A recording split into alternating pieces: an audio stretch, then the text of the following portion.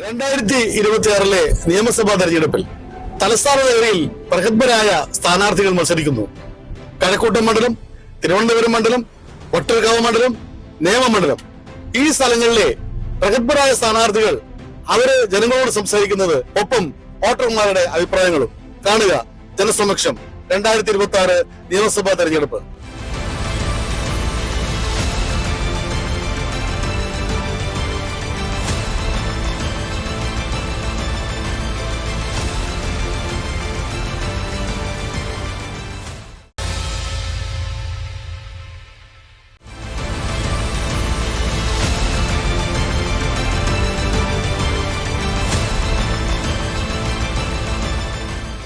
നമസ്കാരം. നമ്മളിപ്പോൾ നിൽക്കുന്നത് വട്ടിയൂർക്കാവിലാണ്. കേരളം ഉറ്റുനോക്കുന്ന ഒരു മണ്ഡലം. നമ്മുടെ സിറ്റിംഗ് MLA ശ്രീമാൻ VK പ്രശാന്ത് ഉണ്ട്. നമുക്ക് സംസാരിക്കാം. നമസ്കാരം. നമസ്കാരം. എന്ത് തോന്നുന്നു ഈ ചൂടത്ത് പ്രവർത്തനം? നമ്മള് ഷുവറായിട്ട് ജയിക്കുന്നൊരു സീറ്റാണിത്. ഇപ്പോൾ വട്ടിയൂർക്കാവിൽ കഴിഞ്ഞ 6 വർഷം കൊണ്ട് LDF ഗവൺമെന്റ് വലിയ വികസന മുന്നേറ്റമാണ് നടത്തിയത്. അപ്പോൾ ഇതിനു മുമ്പ് അത്തരമൊരു വികസനം നാട്ടിൽ നടന്നിട്ടില്ല. അപ്പോൾ LDF വന്നപ്പോൾ ഉണ്ടായിട്ടുള്ള മാറ്റം ജനങ്ങളുടെ മുമ്പിൽ തെളിവുകളായി ഉണ്ട്. അപ്പോൾ നമ്മൾ നിൽക്കുന്ന നേരത്തെ പറഞ്ഞല്ലോ, വൈപ്പിൻമൂട് സ്ഥലത്താണ്. ഇവിടുത്തെ റോഡ് നമ്മളിപ്പോൾ സ്മാർട്ട് റോഡാണ്. ഗൾഫ് ലിങ്ക് റോഡ് നമ്മൾ ചെയ്തു, ഈ ജവഹർ നഗർ റോഡ് ചെയ്തു. ഇങ്ങനെ ഓരോ പ്രദേശത്തും നമുക്ക് അടയാളങ്ങൾ കാണിക്കാൻ വേണ്ടി കഴിയും. ഈ പൈപ്പിൻമൂടിൽ തന്നെ നമ്മളൊരു പാർക്ക് നിർമ്മിച്ച് ഇന്നിപ്പോൾ വൈകുന്നേരങ്ങളിൽ കുഞ്ഞുങ്ങളും മുതിർന്നവരും ഒക്കെ അവിടെ വന്നിരിക്കുകയാണ്. അപ്പോൾ അങ്ങനെ ഓരോ പ്രദേശത്തും നമുക്ക് അടയാളങ്ങളുണ്ട്. തൊട്ടപ്പുറത്തേക്ക് പോകുമ്പോഴാണ് നമ്മുടെ പേർക്കട മാനസിക ചികിത്സാ കേന്ദ്രം. അവിടെ 94 കോടി രൂപയുടെ പദ്ധതിയാണ്. ഇപ്പുറത്തുള്ള SAPയിൽ 2.5 കോടി മുടക്കിയാണ് അവരുടെ ഇന്റേണൽ റോഡ് ടാർ ചെയ്തത്. നമ്മൾ ഇതുവരെ ഈ മണ്ഡലത്തില് 6 വർഷം കൊണ്ട് എത്ര കോടിയുടെ ബഡ്ജറ്റ് നമ്മൾ ചെലവാക്കി? നമ്മൾ 1685 കോടി രൂപയാണ് ഒരു നിയമസഭാ നിയോജക മണ്ഡലത്തിൽ ഈ ഗവൺമെന്റ് ചെലവിട്ടത്. അപ്പൊ അത് ചരിത്രത്തിലെ വട്ടിയൂർക്കാവ് വികസനം, പേർക്കട വികസനം, പട്ടം ജംഗ്ഷന്റെ വികസനം, കേശവാസരത്തിന്റെ വികസനം, വിവിധ സ്കൂളുകൾ, ആശുപത്രികൾ, വിവിധ കെട്ടിടങ്ങൾ, ഞാൻ നേരത്തെ പറഞ്ഞതുപോലെ പോലീസ് സ്റ്റേഷൻ കെട്ടിടം, ട്രഷറി മന്ദിരം, അങ്ങനെ എണ്ണി പറയാൻ കഴിയാവുന്ന നിലയ്ക്കുള്ള വികസന പരിപാടികളാണ് ഈ ഗവൺമെന്റ് രൂപം കൊടുത്തത്. പേർക്കടയിലെ മേൽപ്പാലമൊക്കെ ആളുകൾ കാത്തിരിക്കുന്ന ഒരു പ്രോജക്റ്റാണ്. വട്ടിയൂർക്കാവ് ജംഗ്ഷൻ വികസനം 600 കോടി രൂപ ചെലവിലാണ് ചെയ്യുന്നത്. മുഴുവൻ സ്ഥലവും ഏറ്റെടുത്തു, കോമ്പൻസേഷൻ നൽകി കഴിഞ്ഞു. ഇനിയിപ്പോൾ റോഡ് നിർമ്മാണ പ്രവർത്തനങ്ങൾ ഊരാളുങ്കൽ ലേബർ കോൺട്രാക്ട് സൊസൈറ്റിയാണ് കരാറെടുത്തിരിക്കുന്നത്. അവരുടെ നേതൃത്വത്തിൽ നടക്കുകയാണ്. എതിരാളികൾ പറയുന്നത് വട്ടിയൂർക്കാവ് ഭാഗത്ത് ചെന്നാൽ ഇങ്ങനെ മൊത്തത്തിൽ ഇങ്ങനെ ഒളിഞ്ഞു കിടക്കുന്നത് കണ്ടുള്ളൂ, പണി തുടങ്ങിയില്ല എന്ന് പറയും. അല്ല, അത് അവര് ഒരു 2 വർഷം കൂടി നമുക്ക് വേണം. അപ്പൊ അതാണ് ഞങ്ങളിപ്പോ ജനങ്ങളോട് പറയുന്നത്. സമയബന്ധിതമായി നടപ്പാകും. കാരണം വട്ടിയൂർക്കാവിന്റെ ലാൻഡ് അക്വിസിഷൻ ഞങ്ങൾ 4 വർഷം കൊണ്ടാണ് പൂർത്തീകരിച്ചത്. സാധാരണ അത് ചരിത്ര റെക്കോർഡാണ്. കാരണം 40-30 വർഷമൊക്കെ എടുത്ത എത്രയോ ഉദാഹരണം നമുക്ക് പറയാൻ വേണ്ടി കഴിയും. വട്ടിയൂർക്കാവിൽ ഞങ്ങൾ 4 വർഷം കൊണ്ട് ലാൻഡ് എടുത്തു, മുഴുവൻ ആളുകൾക്കും പണം കൊടുത്തു. ഞാൻ ഊന്നി പറയുന്നു, മുഴുവൻ ആളുകൾക്കും കോമ്പൻസേഷൻ കൊടുത്തു. മുഴുവൻ ആളുകൾക്കും കോമ്പൻസേഷൻ കിഫ്ബി വഴിയാണ്. കിഫ്ബിയുടെ ഏതാണ്ട് 1300 കോടി രൂപ നേരത്തെ പറഞ്ഞ കണക്ക് പകുതിയും കിഫ്ബിയുടെ, പകുതിയല്ല 80-85% കിഫ്ബിയുടെ. ഒരുപാട് വികസനം നമ്മൾ കേട്ടു. അപ്പൊ ഇനി താങ്കൾ ജയിച്ചു വരികയാണെങ്കിൽ ഈ മണ്ഡലത്തിലേക്ക് വേണ്ടി ചെയ്യുന്ന വികസന പ്രവർത്തനങ്ങളുടെ ഒരു ചെറിയ രൂപരേഖ, ഇത് പ്രകടന പത്രിക ഇല്ലാത്തതായിരിക്കണം, ഞങ്ങൾക്ക് തരുന്ന എക്സ്ക്ലൂസീവ് ആയിരിക്കണം. അതെ, ഞങ്ങളെ സംബന്ധിച്ച് ഒരു വിഷൻ 2040 എന്നുള്ളതാണ്. അടുത്ത 5 വർഷമല്ല നമ്മൾ കാണുന്നത്. അതെ. അപ്പോൾ തുടർച്ചയായി LDF ആണ്. അപ്പോൾ വിഷൻ 2040 ഞങ്ങൾ തയ്യാറാക്കിയിട്ടുണ്ട്. അപ്പോൾ വട്ടിയൂർക്കാവ് നഗരഹൃദയത്തിന് സമാനമായിട്ടുള്ള ഒരു സ്ഥലമായി ഭാവിയിൽ മാറും. അതിനുള്ള അടിസ്ഥാനമാണ് കഴിഞ്ഞ 6 വർഷം കൊണ്ട് നമ്മൾ ഇട്ടത്.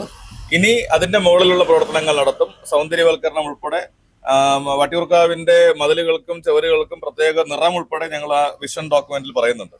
ഇത് വാഗ്ദാനമല്ല, നടപ്പാക്കുമെന്നുള്ളത് തന്നെയാണ്. നടപ്പാക്കി ഇനിയും അങ്ങോട്ട് പോകുന്നത് ചില കാര്യങ്ങൾ. അതെ, ഇനിയിപ്പോ നമ്മള് ഏറ്റെടുത്ത നേരത്തെ ഇടിഞ്ഞു കിടക്കണം എന്ന് പറഞ്ഞല്ലോ. അത് നമ്മൾ വൈഡനിങ് ചെയ്തപ്പോ അവിടെ ഉണ്ടായിരുന്ന കെട്ടിടം ഇടിച്ചതാണ്.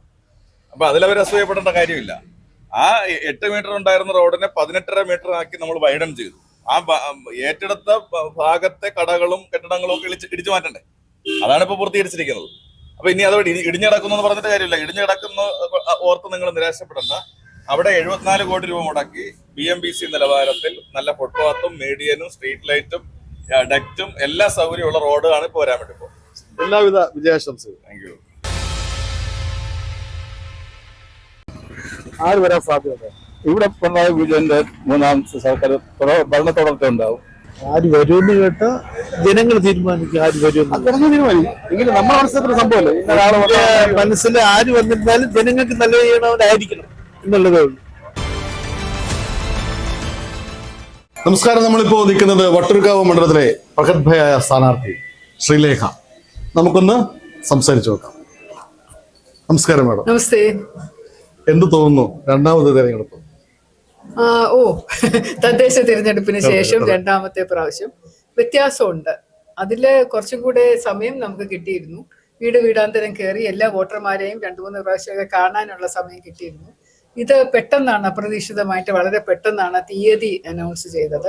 വിഷു ഒക്കെ കഴിഞ്ഞിട്ട് പതുക്കെ 15-ാം തീയതിക്ക് ശേഷം ഉണ്ടാവുള്ളൂ എന്ന് ഞങ്ങളും വിചാരിച്ചു. പ്രതീക്ഷ അങ്ങനെയാണ്. പക്ഷെ ഞങ്ങൾക്ക് സമയം കിട്ടാത്തത് ഓട്ടമാണ്. അപ്പൊ ഇതുകൊണ്ട് ഞാനും ഓട്ടമാണ്. രാവിലെ 7 മണിക്ക് മുമ്പേ ഇറങ്ങും വീട്ടിൽ നിന്ന്. ചിലപ്പോ 10-10:30 മണിയാവും.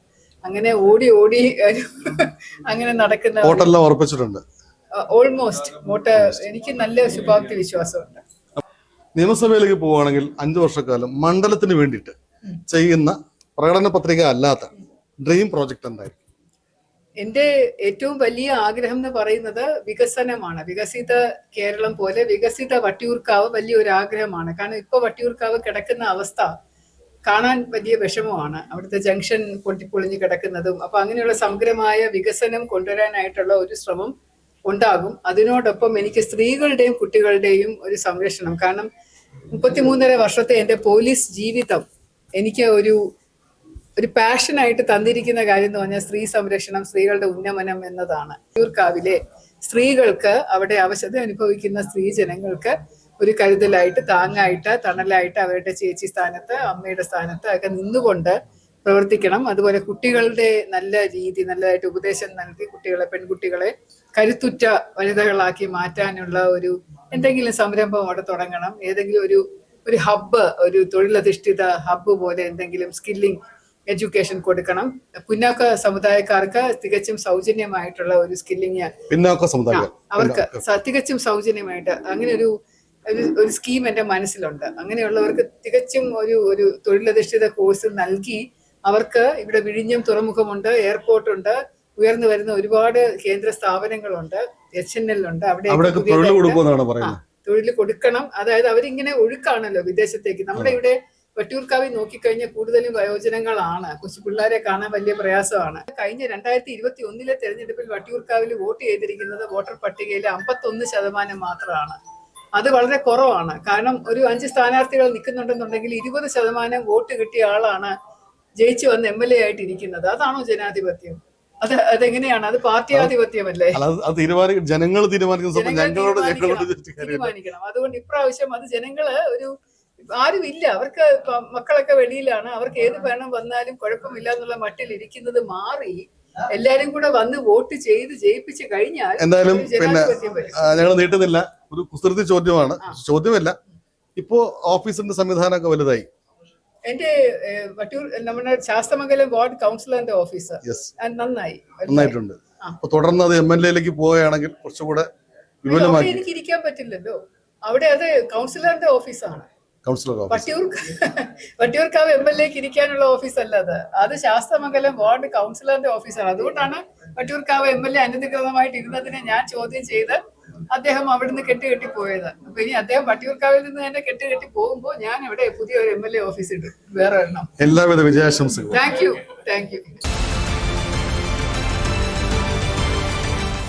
സംസ്ഥാനം ഉറ്റുനോക്കുന്ന വട്ടിയൂർക്കാവ് നിയോജക മണ്ഡലം പ്രഗത്ഭനായ സ്ഥാനാർത്ഥി, മുൻ MLA, ഇപ്പോ വീണ്ടും മത്സര രംഗത്തേക്ക് വന്നിരിക്കുന്ന ശ്രീമതി K. മുരളീധരൻ. നമസ്കാരം. സാർ, ഞങ്ങൾക്ക് അറിയേണ്ടത്, അങ്ങ് വീണ്ടും മത്സരരംഗത്തേക്ക് വന്നിരിക്കുകയാണ്. ഒരു തിരിച്ചുവരവ് വട്ടിയൂർക്കാവ് മണ്ഡലത്തിലേക്ക്. അപ്പൊ ഈ മണ്ഡലത്തിൽ വരുമ്പോഴത്തേക്ക് ഇവിടുത്തെ ഇപ്പോഴുള്ള വരുന്ന 5 വർഷക്കാലം താങ്കൾ ചെയ്യാൻ ഉദ്ദേശിക്കുന്ന ഡ്രീം പ്രോജക്റ്റുകൾ എന്തൊക്കെയായിരിക്കും? ഒന്ന്, പൂർത്തിയാകാതെ നിൽക്കുന്ന വികസന പ്രക്രിയ പൂർത്തിയാക്കുക. ഒന്ന്, ജംഗ്ഷൻ വികസനത്തിന് ഇപ്പോൾ അക്വിസിഷനൊക്കെ നടത്തി കുറെ കെട്ടിടം അവിടെ ഇടയിൽ പൊളിച്ചിട്ടുണ്ട്. എന്നാൽ അതിൻ്റെ വർക്കൊന്നും തുടങ്ങിയിട്ടില്ല. അപ്പോൾ അത് പൂർത്തീകരിക്കാം. അതുപോലെ തന്നെ പേരുക്കട വഴയിലെ പാലം, അതും കുറേ സ്ഥലം പൊളിച്ചിട്ടുണ്ട്, ഒന്നും നടന്നിട്ടില്ല. അതും പൂർത്തിയാക്കും. ഞങ്ങളുടെ കാലത്ത് കൊണ്ടുവന്ന ജനറൽ ആശുപത്രിക്ക് സമീപമുള്ള 2ാമത്തെ മെഡിക്കൽ കോളേജ്, അത് 100 സീറ്റോളം സാങ്ഷൻ കിട്ടിയതാണ് മെഡിക്കൽ കൗൺസിലിൻ്റെ. അത് ഇവരൊന്ന് പൂട്ടി, അത് റീ ഓപ്പൺ ചെയ്യും. അത് ആരോഗ്യരംഗത്ത് വലിയൊരു മാറ്റം ഇവിടെ ഉണ്ടാകും. പിന്നെ മറ്റ് പ്രാദേശിക മെട്രോ സർവീസ് ഞങ്ങൾ ആഗ്രഹിച്ചാണ് പിണറായി വന്നിട്ടത് തള്ളിക്കളഞ്ഞു. പട്ടർക്കാവ് മേഖലയ്ക്കകത്ത് മണ്ഡലത്തിലാണ് പട്ടമാണ് കടന്നു പോകുന്നത്. അത് തിരുവനന്തപുരം തലസ്ഥാനത്തിന്റെ ഒരു മാസ്റ്റർ പ്ലാൻ. അതിന് വട്ടിയൂർക്കാവിന്റെ മാത്രം ചെറിയ ഭാഗം എങ്കിലും ഒരു മെട്രോ സർവീസ് വന്നാൽ അത് ഗതാഗതത്തിന് വളരെ ശ്രദ്ധിക്കും. തീർച്ചയായിട്ടും. അപ്പൊ അതിന്റെ ഒരു പ്രത്യേകത കാരണം പട്ടം വഴിക്കാണ് അലൈൻമെന്റ് വെച്ചത്. അത് ആ അലൈൻമെന്റിൽ തന്നെ പൂർത്തീകരിക്കാൻ കഴിഞ്ഞാൽ സിറ്റിക്ക് ഏറ്റവും വലിയ നേട്ടമാണ്. MLA എന്ന സമയത്താണല്ലോ MP ആയി സ്ഥാനം മത്സരിക്കാനുള്ളത്. അപ്പൊ പെട്ടെന്ന് ജനങ്ങളോടുള്ള ഒരു ഇത് വന്നില്ലായിരുന്നു, ഒരു പ്രയാസം? അല്ല, അത് സ്വാഭാവികമായിട്ട് രാഷ്ട്രീയത്തിൽ സംബന്ധിച്ചില്ല. ഇപ്പോ ഇപ്പോഴത്തെ MLA അദ്ദേഹം വേറെ സ്ഥാനം ഉപേക്ഷിച്ചിട്ടാണല്ലോ MLA വന്നത്. ഇപ്പോ ഉത്തർപ്രദേശിൽ നിന്ന് 8ഓളം MLA-മാരാണ്, എൻ്റെ ഓർമ്മ ശരിയാണെങ്കിൽ 8ഓളം പേരാണ് ലോക്സഭയിലേക്ക് ജയിക്കുകയും അവിടെ 8 ഉപതെരഞ്ഞെടുപ്പ് കിട്ടിയത്. ടോട്ടൽ 12 ഉപതെരഞ്ഞെടുപ്പാണ്. അതിൽ 8 BJP MLA-മാർ രാജിവെച്ചവരാണ്. അപ്പോൾ ഏത് പാർട്ടിയാണ് ചെയ്യാത്തത്? ഇത് എല്ലാ രാഷ്ട്രീയ പാർട്ടികളും ചെയ്യുന്നൊരു കാര്യമാണ്. ഓക്കെ സാർ, അപ്പം എല്ലാവിധ വിജയാശംസകളും. Thank you. സ്കൂൾ യൂണിഫോമുകൾക്കൊക്കെ 50% ഓഫർ. നമ്മുടെ തിരുവനന്തപുരത്ത് സ്കൂൾ യൂണിഫോമുകൾക്ക് ഇത്രയും വിലക്കുറവിൽ മറ്റെവിടെയും കിട്ടില്ല. തിരുവനന്തപുരത്തൊന്നും മാത്രമല്ല, കേരളത്തിൽ എവിടെയും കിട്ടാൻ പോകുന്നില്ല. കുട്ടികൾ ഒരു അധ്യയന വർഷത്തോളം കാലം ഉപയോഗിക്കുന്ന യൂണിഫോം ആയതുകൊണ്ട് തന്നെ എത്ര വാഷ് ചെയ്താലും അതിന്റെ പുതുമ നഷ്ടപ്പെടില്ല എന്നുള്ളതാണ് എടുത്തു പറയേണ്ട മറ്റൊരു മേന്മ. സിംഗിൾ പീസ് ആയിട്ടോ ബൾക്ക് ഓർഡർ ആയിട്ടോ നിങ്ങൾക്ക് ഇവിടെ നിന്ന് യൂണിഫോമുകൾ പർച്ചേസ് ചെയ്യാവുന്നതാണ്. മാത്രമല്ല റെഡിമെയ്ഡ് ആയിട്ടോ മെറ്റീരിയൽ ആയിട്ടോ വാങ്ങാവുന്നതുമാണ്. Nagar school, saint Thomas school, Sarvodaya Vidyalaya, ICSE CBSE, Loyola, Carmel school, Nirmala Bhavan, Kendriya Vidyalaya, Bharatiya Vidya Bhavan തുടങ്ങിയ സ്കൂളുകളുടെ റെഡിമെയ്ഡ് യൂണിഫോം 50% ഓഫറിലും സ്വന്തമാക്കാവുന്നതാണ്. ഗുഡ് മോർണിംഗ് സ്റ്റോറിന് മറ്റ് ബ്രാഞ്ചുകളൊന്നും തന്നെ ഇല്ല. അപ്പൊ ഇനി യൂണിഫോം വാങ്ങാനായിട്ട് മറ്റെവിടെയും പോകേണ്ട ആവശ്യമില്ല. Good morning store, first floor, Saphalyam complex, പാളയം.